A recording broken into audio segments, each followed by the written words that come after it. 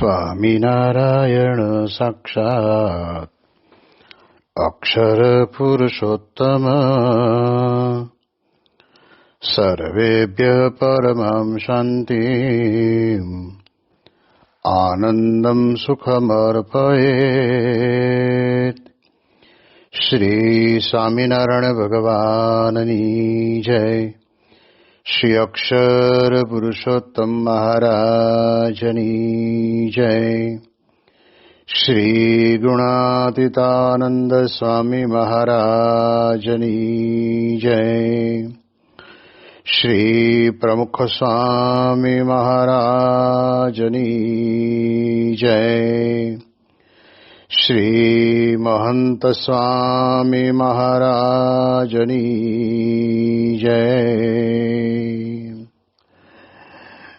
પ્રગટ ગુરુ હરિ પરમ પૂજ્ય મહંત સ્વામી મહારાજની આજ્ઞા અને આશીર્વાદથી આપણે બધાએ નિત્ય પ્રાતઃ કથાનો લાભ લઈ રહ્યા છીએ. આજે આપણા માટે માર્ચ મહિનાની 1 તારીખ અને શુક્રવારનો મહાપવિત્ર દિવસ છે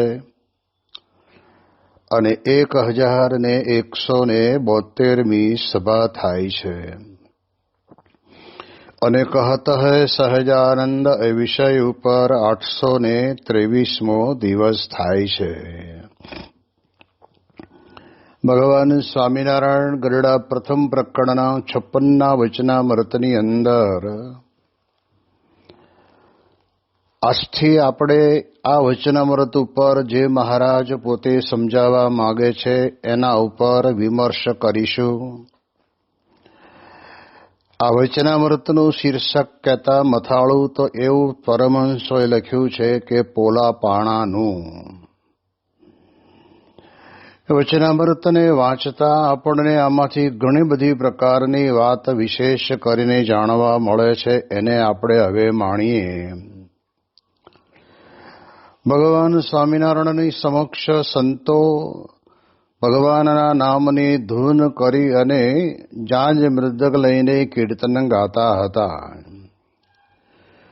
અને ત્યારે મહારાજ પોતે ગઢડાની અંદર બિરાજમાન છે અને કહે છે કે હવે કીર્તન રાખો અને ઘડીક પ્રશ્ન ઉત્તર કરીએ. જેમ આપણે જાણીએ છીએ કે આ લોકની અંદર પણ દરેક બાબતમાં લોકોને ચેન્જ જોઈએ છે. કપડાની ડિઝાઇનમાં પણ ચેન્જ, કપડાના કલરમાં પણ ચેન્જ, કપડાની સિલાઈ કામની બાબતની અંદર પણ ચેન્જ જોઈએ છે. એવી જ રીતે ભોજનની અંદર પણ દરેક વ્યક્તિને જુદું જુદું ભાવે છે અને અનુકૂળ આવે છે. એટલે એમાં પણ સ્વામી કહે છે કે જુદું જુદું ચેન્જ લે છે. એમ મહારાજ પણ મહામનોવૈજ્ઞાનિક હતા. એટલે મહારાજે અહીંયા આગળ જ્ઞાનની વાત કરવી છે ત્યારે પોતે પોતાના સમયની અંદર ભગવાનના નામની ધૂન અને કીર્તન જ્યારે ગવાતા હતા ત્યારે એની અંદર એવો કોઈક માર્મિક કીર્તનની અંદર ભાવ દેખાયો હશે. એટલે મહારાજે વિચાર કર્યો કે આ વાગતું હોય અને ત્યારે ગવાતું હોય એની અંદર આપણે એકતાલ થઈ જઈએ છીએ, પણ એ વાગે છે એના તાલે તાલમાં. પ્રાયઃ જોવા જઈએ તો માણસ ઘણી વખત ગવાતા શબ્દોની ઉપર વિચાર નથી કરતો અને એટલે જ ઘણી વખત ગાનાર પોતે આપણને ટકોર કરીને કહે છે કે શબ્દ ઉપર ધ્યાન આપજો. કદાચ મહારાજને પોતાને એવો પણ વિચાર આવ્યો હોય, અથવા તો મેં કહ્યું એમ મહારાજને એવો વિચાર આવ્યો કે હવે કીર્તન ભક્તિ બહુ થઈ, હવે એમાંથી જે આપણે સમજવાનું છે એને સમજવાનો પ્રયત્ન કરીએ. એટલે મહારાજે કહ્યું કે પ્રશ્ન ઉત્તર કરીએ. એમ કહીને મહારાજ જ બોલ્યા જે લ્યો હું પ્રશ્ન પૂછું. અને જ્યારે ભગવાન પોતે પ્રશ્ન પૂછે ત્યારે સ્વામી કહે છે કે એકદમ ઝીણામાં ઝીણો, સૂક્ષ્મમાં સૂક્ષ્મ અને અતિ મર્મ ભરેલો પ્રશ્ન હોય, શાસ્ત્રની અંદરથી ગોતીને મહારાજે પોતે આપણને આપેલું હોય. એટલે મહારાજ પોતે બોલ્યા છે કે જે શ્રી કૃષ્ણ ભગવાનને ગીતામાં 4 પ્રકારના ભક્ત કહ્યા છે. ભગવાન કૃષ્ણ પરમાત્માએ શ્રીમદ ભગવદ્ ગીતાની અંદર ભગવાનના ભક્ત તો બધાએ આપણે ભક્તિ કરે એ બધા ભક્ત કહેવાઈએ છે, પણ કૃષ્ણ પરમાત્મા 4 પ્રકારની વાત કરે છે અને એની અંદરથી આપણને એમ મહારાજ કહેવા માંગે છે કે એમાં જ્ઞાનીને અધિક કયો છે. હવે આપણે વિચાર કરીએ ત્યારે આપણને ખ્યાલ આવે કે મહારાજે પોતે ગીતાનો સંદર્ભ ટાંકીને કહે છે, પ્રકાર તો પડે જ હંમેશને માટે. કોઈ પણ જગ્યાએ, વેપારમાં, ધંધામાં કે પછી જીવનની અંદર વર્તણૂકમાં બધી પ્રકારે જુદા જુદા પ્રકાર તો પડતા જ હોય. મધ્યમ, જેને કહેવાય ને કે પ્રથમ, મધ્ય ને કનિષ્ઠ, અને એનાથી કનિષ્ઠ એવી પણ પ્રકારના પ્રકાર પડે. પરંતુ ભગવાનને સમજવાની અંદર પણ કહે છે કે પ્રકાર ગણાય છે એની અંદર અતિ ઉત્તમમાં ઉત્તમ. ભગવાન કૃષ્ણ પરમાત્મા કહે છે કે જ્ઞાનીને અધિક કયો છે, કે જેના અંતરની અંદર ભગવત સ્વરૂપનું જ્ઞાન છે એને અધિક કયો છે. નંબર 1 એને આપવામાં આવે છે એમ મહારાજનું કહેવું છે. એમ આપણે લોક જગતની અંદર પણ લૌકિક જ્ઞાન જેને વધારે હોય તો એ દેશ ઉપર સામ્રાજ્ય કરી પણ શકે અને સારામાં સારું શાસન ચલાવી શકે. એ લૌકિક જ્ઞાન. ગામની અંદર પણ કોઈક વ્યક્તિ લૌકિક જ્ઞાનને વિશેષ જાણતો હોય, રાજકીય, સરકારી, દરબારી કાયદા કાનૂનને, તો ગામ લોકો ભેગા થઈને નક્કી કરે કે ભાઈ તમે અમારા ગામના સરપંચ બનો અથવા તો અમારા તાલુકાના તાલુકા પંચાયતના પ્રમુખ બનો. એમાં એવી સૂઝ છે. એટલે એની અંદર પણ કહેવાય છે કે એને આગળ ધરે છે. એમ ભગવાન કૃષ્ણ પરમાત્મા પણ દુનિયા આખી ભગવાનનું જ ભજન કરે છે. પણ એની અંદર વધારેમાં વધારે પહેલો નંબર કોઈને આપતા હોય તો મહારાજ કહે છે કે જ્ઞાનીને અધિક કહ્યા છે. એ જ્ઞાન એટલે શું? આ બહુ મહત્વની બાબત છે. મહારાજ પોતે આપણને સંપૂર્ણપણે સજાગ કરીને કહેવા માંગે છે. હવે મહારાજ અધિક કયો છે કેમ? તો એના માટે થઈને મહારાજ વાત કરીને કહે છે કે ચારેયને ભગવાનના સ્વરૂપનો નિશ્ચય તો સરખો જ છે. માટે જ્ઞાની તે કેવી રીતે કરીને વિશેષ છે. આપણે ત્યાં એવું કહેવાય છે ને કે પ્રશ્ન સમજાયો હોય તો પછી ઉત્તર સમજવામાં બહુ વાંધો ન આવે. આજે મોટા ભાગે લોક જગતની અંદર પ્રશ્ન સમજાયો ન હોય, એમ ઘરની અંદર પણ કહેવાનો ભાવાર્થ ન સમજાણો હોય તો એની અંદર કહેવાય છે કે ઘણી બધી પ્રકારનો પ્રશ્ન સર્જાય છે. જેમ પૂજ્ય નારાયણ મુનિ સ્વામી ઘણી વખત વાત કરે છે કે બાળક પોતે રમતો રમતો એની માતા રોટલા બનાવે છે, રસોઈ બનાવે છે, ત્યારે એના ખોળામાં આવીને બેસવાનો પ્રયત્ન કરે છે. ત્યારે એને કહે છે કે નહીં, હમણાં તું દૂર રે, અહીંયા વળી કંઈક નહીં કરે, નારાયણને દાજી જઈશ. પણ બહુ પોતે ત્યાં અતિ પ્રયત્ન કરીને બેસવાનો પ્રયત્ન કરે ને ત્યારે એની માતા થોડાક ભાવમાં આવીને એમ કહે કે આઘો મર. હવે ઘરની અંદર એ છોકરાની માતાના પતિ એટલે છોકરાના પિતા સાંભળે તો એને તો એમ થાય કે મારા છોકરાને મરવાની વાત કરે છે. પણ સમય સમજવો પડે કે ભાઈ એ વખતે ત્યાં આગળ રસોઈમાં ડિસ્ટર્બ ન થાય એટલા માટે થઈને છોકરાને કહેવાનો હેતુ કંઈ મરવા માટેનો નથી, પણ તું અહીંથી આઘો જા, આઘો ખસ, એમ કહેવું છે. ભાષાકીય શબ્દની અંદર પણ માણસ પોતાના જીવનની અંદર ઘણી વખત ગોથું ખાઈ જતો હોય છે. અને એટલા જ માટે પ્રાંત પ્રમાણે ભાષાઓની અંદર ઘણી બધી પ્રકારની વિભિન્નતા આપણે જોઈએ છીએ. ઉત્તર ગુજરાતની અંદર મહેસાણા જિલ્લો જુદો પડે, તમે જોવા જાઓ તો બનાસકાંઠાની અંદર ત્યાંની ભાષા જુદી પડે, આ બાજુ સાબરકાંઠામાં જાઓ તો ત્યાંનો પણ થોડોક લેકો જુદો પડે. પણ એની અંદર કહેવાય છે કે ભાષાની અંદર સમજવાની ક્ષમ્યતા પોતાના જીવનની અંદર હોવી જોઈએ, તો જ ખ્યાલ આવે.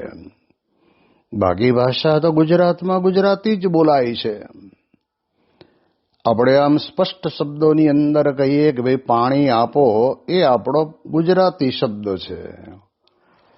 પણ અમુક પ્રાંતની અંદર કે પાણી લાવજો, એટલે આ એક એની ઉપર કહેવાય છે કે એ પ્રાંતની ભાષા, એ પ્રદેશની ભાષાની અંદર આમ જોવા જઈએ તો પા, અડધા અને પોણું, એટલે પોણી એમ કંઈક કદાચ કે એવું પણ માણસ જો અવળું સમજી બેસે તો પણ એને એ બોલ્યા છે એની ઉપર એની ખબર પડશે નહીં. એટલે એટલા માટે થઈને લોક જગતની ભાષામાં પણ જો કહેવાનો મર્મ ન સમજાયો હોય તો પણ કહેવાય છે કે ક્યારેક ગોથું ખાઈ જવાય. અને એટલા જ માટે થઈને મહારાજ અહીંયા આગળ આપણને કહે છે કે પ્રશ્ન બરાબર સારી રીતે સમજાવવો જોઈએ. કેમ?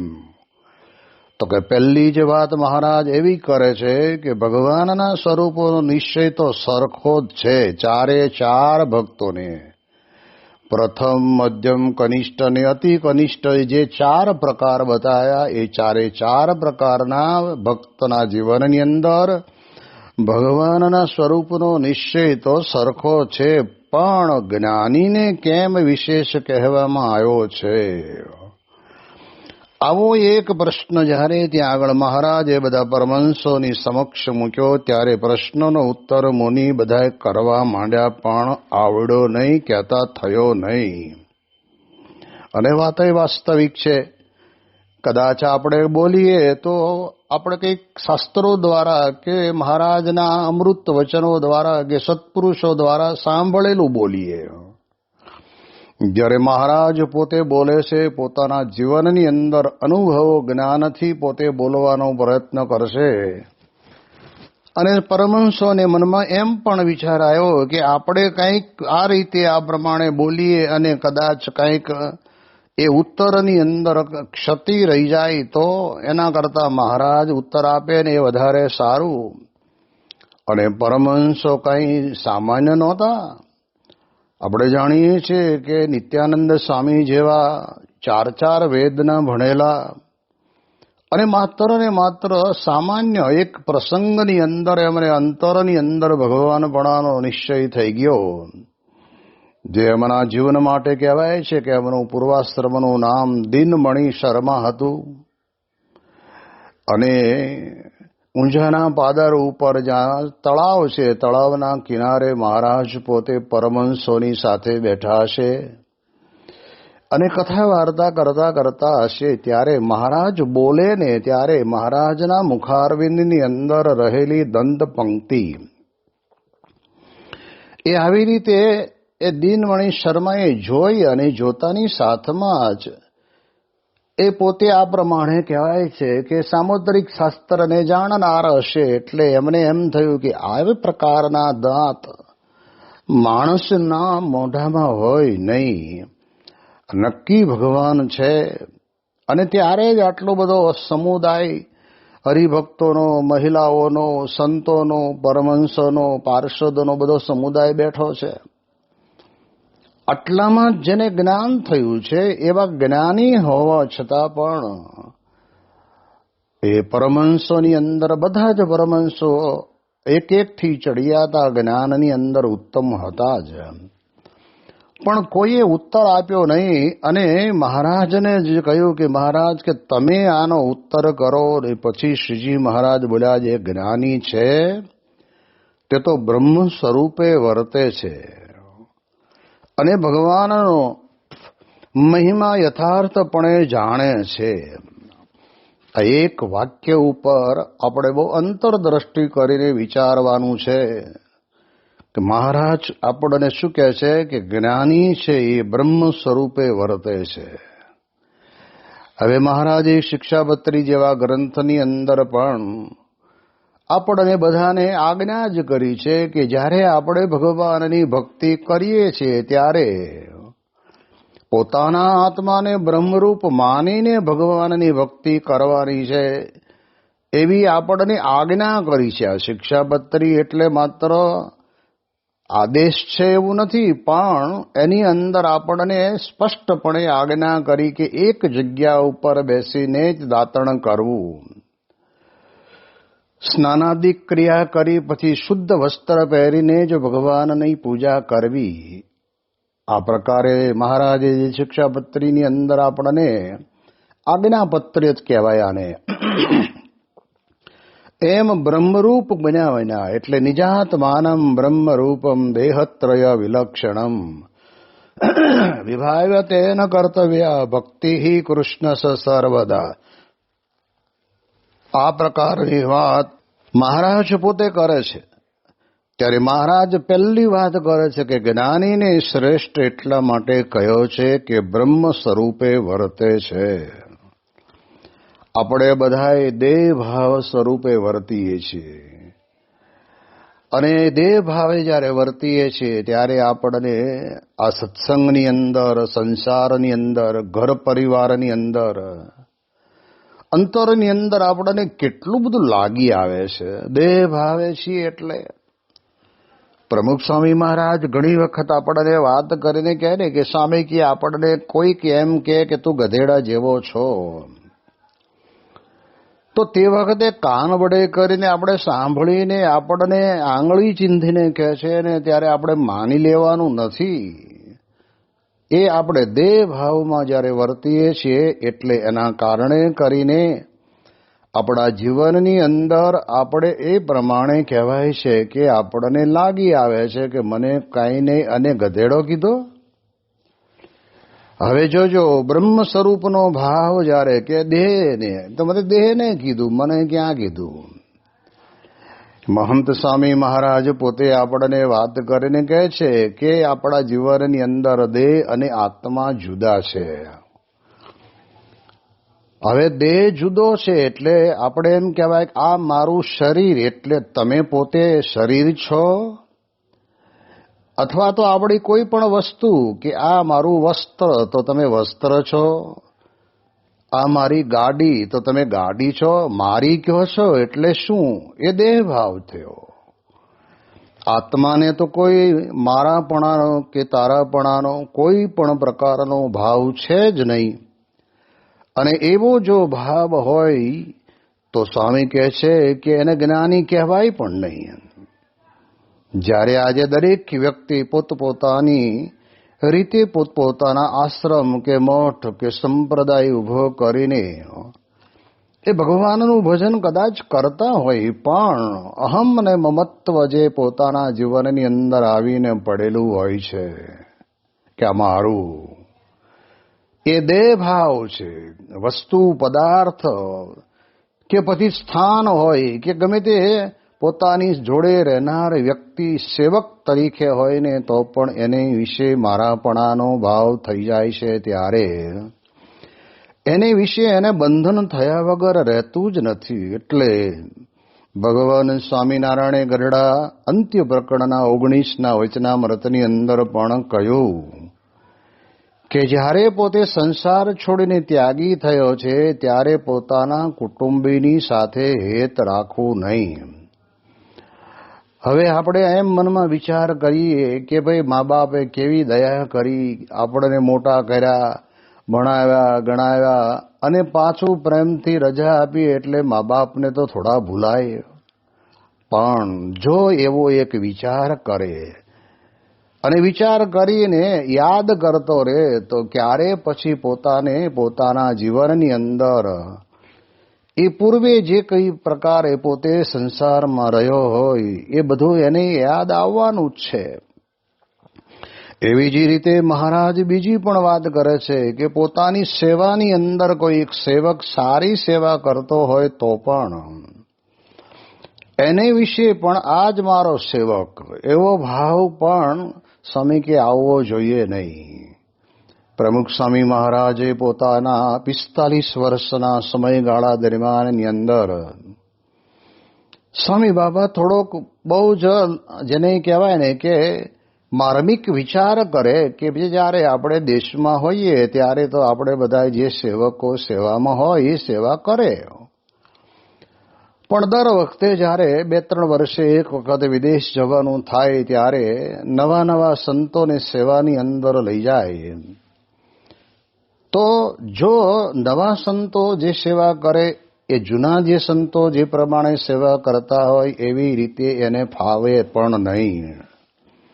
ઉંમરની દ્રષ્ટિએ ઘણી બધી મોટી ઉંમર હોય, આવડતની દ્રષ્ટિએ જેમ કહેવાય છે ને કે મસાલા તો બધા એકના એક જ હોય છે, પણ બનાવનાર ઉપર એની અંદર સ્વાદમાં ફેર પડે છે. એમ ઠાકોરજીની રસોઈ બનાવવાવાળા સંતો બદલાતા રહેતા હોય, છતાં પણ પ્રમુખ સ્વામી મહારાજને એમ નથી યાદ આવતું કે આ મારી સેવામાં હતા એને હું મૂકીને મોટી ભૂલ કરીને આ ભાઈને લઈને આવ્યો છું અને ન લાવ્યો તો સારું હતું, એવો કદી વિચાર નથી આવ્યો. એનું કારણ એ પોતે સ્વયં બ્રહ્મ સ્વરૂપ છે. એમને પોતાની સેવા ચાકરી જે કંઈ કરે ને તે એની અંદર ક્યારેય બંધન નથી થયું. એ બંધાતા નથી કે આ મારું છે. અને જ્યારે આપણામાં દેહ ભાવ પડ્યો છે ત્યારે આપણને દરેક વ્યક્તિ મારું જ મનાય છે. ઘણી વખત સંતો પાસે હરિભક્તો પોતે નવા નવા લગ્ન થયા હોય ને થયા પછી ભગવાને દયા કરીને એને બાળકનો જન્મ દીધો હોય, 1-2 વર્ષનો થયો હોય ને લઈને આવે ત્યારે છોકરા સામેથી જે બાઇક ઉપર આવ્યા હોય ને બાઇકની ચાવી છોકરાના હાથમાં જ હોય, અને સંતોને જય સ્વામિનારાયણ કરાવે બધું કરે ને સંતો ધીરે ધીરે કે આ ચાવી લાવ મને આપી દે. ના, કોની છે? તો કે મારી છે. આટલા નાના 2 વર્ષના બાળકની અંદર પણ મારાપણાનો જે ભાવ છે એ દેહ ભાવ છે, અને એ દેહ ભાવને કારણે કરીને બ્રહ્મ સ્વરૂપનો ભાવ આવતો જ નથી. આપણે પ્રાયઃ પરમેકાંતિક ગુણાતીત ગુરુવર્યો સિવાય સમગ્ર વિશ્વની અંદર દરેક વ્યક્તિને પોતાના જીવનની અંદર દેહભાવ આવે જ, અને આવે એના કારણે કરીને સ્વામી કે એને અંતરે શાંતિ વર્તે નહીં. ભગવાન સ્વામિનારાયણ દ્વિશતાબ્દી મહોત્સવ વખતની અંદર જ્યારે અખિલ ભારતીય સંત સંમેલનનું આયોજન થયેલું અને બધા જ મહાત્માઓ દરેક સંપ્રદાયના આપણે સનાતન હિન્દુ ધર્મના છીએ એમ સમજીને એક સ્થાન ઉપર બધે ભેગા થયેલા. 3 દિવસના અધિવેશન પછી જ્યારે શાહીબાગ મંદિરની અંદર બધાનું પૂજન કરવામાં આવતું, પ્રમુખ સ્વામી મહારાજ પોતે પૂજન કરે, મહંત સ્વામી મહારાજને શાલ ઓઢાડે, અને આપણી સંસ્થાના ટ્રસ્ટી અને દાન તરીકે કવરની અંદર જે પ્રમાણે સાધુ સમાજ સંત સમાજના પ્રમુખ કે પછી જે હોય મંત્રી હોય એમણે નક્કી કર્યું હોય કે આટલી દક્ષિણા એમને આપવાની, તો એ કવરની અંદર બધાને આપવામાં આવતી હતી. એની અંદર એક મહાત્મા એવા આવ્યા અને એને જોયું તરત જ ત્યાં ઊભા ભાગ અંદર કેટલી રકમ છે, અને તરત જ કે मैं इतना थोड़ा छोटा हूं तो मुझे ऐसे इतनी थोड़ी रकम देते हैं, कम रकम देते. કવર ફાડી નાખ્યું. આ વાતને પ્રમુખ સ્વામી મહારાજ પોતે સમજી ગયા અને તરત જ કહ્યું કે મહાત્માજી હમારી ગલતી હો ગઈ હોગી, માફ કીજીએ એમ કરીને સ્વામી બાપા પોતે પગે લાગ્યા. કારણ કે પોતે બ્રહ્મ સ્વરૂપ છે, પોતે પરમેકાંતિક સત્પુરુષ છે, અને પાછા જે साधु समाजना महामंत्री હતા हरिनारायणानंदजी. स्वामीजी ऐसे मत करो, जाने दो इसको, इसमें क्या એમ કરીને બાપાએ તો પણ કહેવાય છે કે એની ઈચ્છા પ્રમાણે ત્યાં આગળ એને દાનની રકમમાં વધારો કરી આપ્યો. કહેવાનો અર્થ શું થાય છે?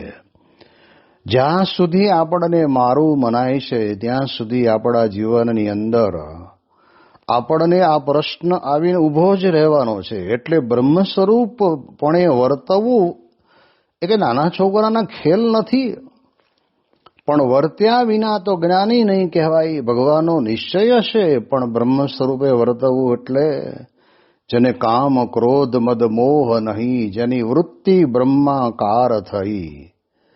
કહે બ્રહ્માનંદ સો સંત સહી. બ્રહ્મ સ્વરૂપનો ભાવ એટલે જેને અંતરની અંદર કોઈ પણ પ્રકારના આવા દોષ નથી. શું બ્રહ્માનંદ સ્વામી શતાવધાની પુરુષ, અને એ જ કદાચ મહારાજને છોડીને બહાર નીકળ્યા હોય તો પણ કહેવાય છે કે ભગવાન થઈને પૂજાય એવી શક્તિ ધરાવનારા, અને છતાંય એમણે પોતે પોતાની કલમ વડે કરીને લખી દીધું કે કામ ક્રોધ લોભ મદ મોહ નહીં. આ બધું ન હોય ને ત્યારે બ્રહ્મ સ્વરૂપ કહેવાય.